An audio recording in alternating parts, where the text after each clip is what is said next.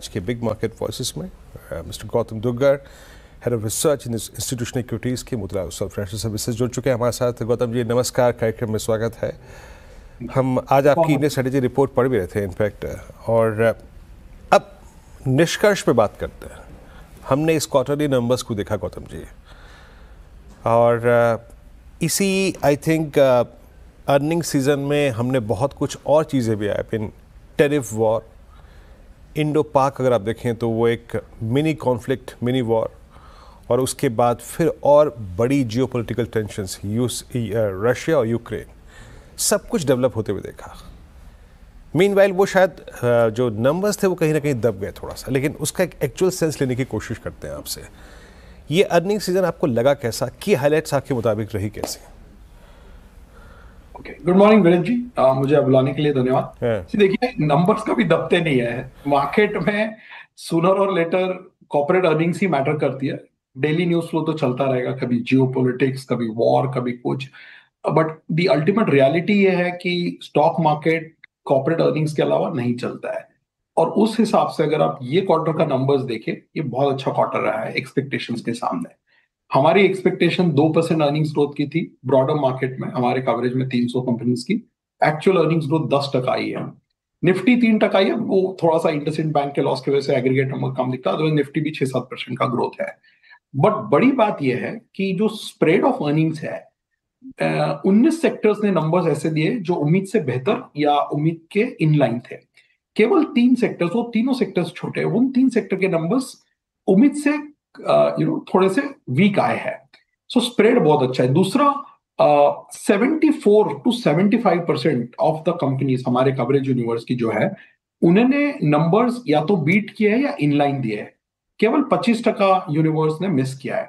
ये number usually 64-65% होता है, इस क्वार्टर में 75 है। तो बॉटम अप बेसिस पे आप देखते हैं स्प्रेड ऑफ द अर्निंग्स, तो it's far better than previous few quarters.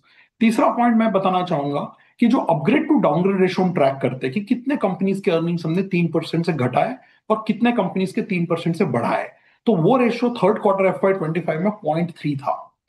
इस क्वार्टर में वो 0.6 हो गया है। तो सिक्वेंशियली काफी इंप्रूवमेंट हुआ है, both quantity as well as quality of numbers. And last but not the least, अगर आप सेक्टर्स के कैटेगराइजेशन के हिसाब से देखते हैं, large cap, mid cap, small cap, mid cap ने इस क्वार्टर में हमारे जो 89 कंपनीज हम ट्रैक करते हैं, 19% का अर्निंग्स ग्रोथ दिया है, वहां पे 9% के एक्सपेक्टेशंस के सामने। लार्ज कैप करीबन 10% अर्निंग्स ग्रोथ रहा है, और थोड़ा सा डिसअपॉइंटमेंट स्मॉल कैप में रहा है, जहां पे अर्निंग्स 16% से डिक्लाइन हुई है। 122 कंपनीज जो हम ट्रैक करते हैं उनके लिए स्मॉल कैप्स के, इसमें सबसे बड़ा कंट्रीब्यूशन फाइनेंशियल्स का रहा है। Small cap NBFC, small cap MFIs में जो लॉसेस वगैरह आए हैं, उसकी वजह से स्मॉल कैप के एग्रीगेट खराब दिख रहा है। अगर आप स्मॉल कैप को फाइनेंशियल्स हटा के देखते हैं तो फ्लैटिश है। बट किसी भी तरीके से देखिए, स्मॉल कैप ने अंडर परफॉर्म किया है अर्निंग्स में, मिड कैप्स ने काफी अच्छे से आउट परफॉर्म किया है, और लार्ज कैप्स ने ब्रॉडली अपना जो ट्रेंड रहा है 10% के आसपास वो ग्रोथ दिया है। और कई सारे सेक्टर्स ने नंबर्स को बीट किया है, auto, consumer durables, NBFCs, non lending specifically, even telecom के नतीजे बहुत अच्छे थे। रियल एस्टेट ने नंबर्स को बीट किया है।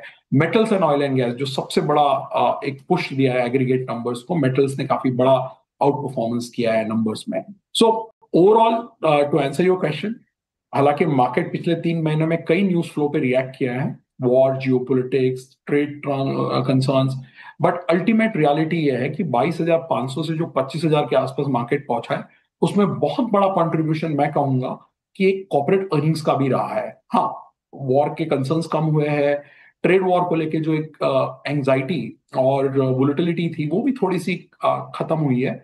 बट सबसे बड़ा फैक्टर मेरे हिसाब से जो रिटर्न आपने देखा है बॉटम से, उसमें मेरे को लगता है कॉर्पोरेट अर्निंग्स ने बहुत बड़ा रोल प्ले किया है।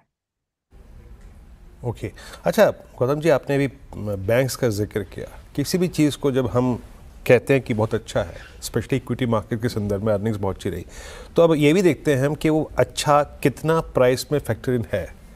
अगर मैं इस प्राइस पर भी फोकस कर रहा हूँ तो मेरे को रिवॉर्ड पोटेंशियल्स कितने हैं, रेट कट, लिक्विडिटी को मैनेज करना अच्छी तरीके से, स्टांस में परिवर्तन, ये पीछे छूट चुका है। अभी आप बैंक्स को कैसे अप्रोच कर रहे हैं, और अभी प्राइवेट बैंक्स का थोड़ा सा मोमेंटम लूज हो जाना अगेंस्ट पीएसयू बैंक्स, आप इन दोनों चीज़ों को देख कैसे रहे हैं? तो देखिए हमारा बैंक्स पे ओवरवेट है, बीएफएसआई पे पूरे, बैंक्स, एनबीएफसी और नॉन लेंडिंग एनबीएफसी से। With in those three sectors हमारा बड़ा ओवरवेट जो हमें लगता है जहां से ज्यादा अल्फा बनेगा वो है non lending NBFC, capital market place. So चाहे वो बीएससी हो, एंजल हो, वो हमारे मॉडल पोर्टफोलियोज में है। हमें एचडीएफसी, एएमसी, नोवामा ये भी ठीक लगते हैं। और चूंकि हम एक रेट कट के एनवायरनमेंट में है, अभी आरबीआई पॉलिसी है ये वीक में, वहां पे भी हमें लगता है 25 बिप्स का रेट कट होगा। और मुझे लगता है over a period of time ये एनबीएफसी के लिए काफी अच्छा रहेगा, बिकॉज कॉस्ट ऑफ फंड्स नीचे आ जाएंगे, राइट। बट सबसे बड़ा जो एलोकेशन होता है बीएफएसआई में हमेशा बैंकिंग का होता है। टोटल इंडेक्स में वेट अगर 38% है बीएफएसआई का, तो उसमें लगभग लगभग 30% वेट है बैंकिंग का। अभी बैंकिंग में हमने अक्टूबर में हमारा स्टांस चेंज किया था अंडरवेट से ओवरवेट पे। अब पहले 5 महीने का आप अगर रिटर्न्स देखेंगे तो banking index is up 10 to 11% और आईटी इज डाउन 14%। हमारा हमेशा से ये थीसिस रहा है और हमने इस पे कई रिपोर्ट्स भी लिखी है पास्ट में कि कोई भी साल में, कैलेंडर ईयर में, बैंक्स और आईटी साथ में आउट परफॉर्म नहीं करते हैं। ये डेटा में दिखता है आपको। केवल एक साल ऐसा रहा है पिछले 15 सालों में, CY17, जहां पे बैंक्स और आईटी दोनों आउट परफॉर्म किए। अदरवाइज या तो बैंक आउट परफॉर्म करता है या आईटी आउट परफॉर्म करता है। हमने ये व्यू इस साल ये बनाया था कि बैंक्स इस साल आउट परफॉर्म करेगा। अभी तक वो व्यू सही जा रहा है और वैल्यूएशंस अभी भी काफी रिजनेबल है। अभी कंसर्न सिर्फ एक है जो आपने पूछा, उसमें यह है कि हम रेट कट के एनवायरनमेंट में है, सो थोड़ा सा निम्स पे प्रेशर रहेगा अगले 3-6 महीने। बट अगर क्रेडिट ग्रोथ मान लीजिए इंप्रूव होती है, बिकॉज लिक्विडिटी इंप्रूव हुई है, रेट कट्स होगा, कैपेक्स भी चालू हो गया है, मार्च का कैपेक्स नंबर 2,40,000 करोड़ रहा है, हम उस पर आते हैं थोड़ी देर में। सो मैं बोल रहा हूं कि जो कॉन्ट्रीब्यूटिंग फैक्टर्स है अंडरलाइन, वो काफी फेवरेबल हो रहा है। और अगर क्रेडिट ग्रोथ पिकअप होता है, 12, 13, 14 के आसपास जाता है, तो मुझे लगता है जो वैल्यूएशंस पे आज भी लार्ज कैप बैंक्स ट्रेड कर रहे हैं, काफी मुझे लगता है रिस्क रिवॉर्ड रीजनेबल है वहां। चलिए गौतम जी, बहुत बहुत शुक्रिया, आप इस कार्यक्रम में आज शामिल हुए। कुछ और पहलुओं पर बात करता, लेकिन आज थोड़ा समय का अभाव है, लेकिन बहुत बहुत शुक्रिया, आप इस कार्यक्रम में शामिल हुए। सभी सेक्टर्स पे, इस क्वार्टरली नंबर्स पे आपने बात करी। मनोज।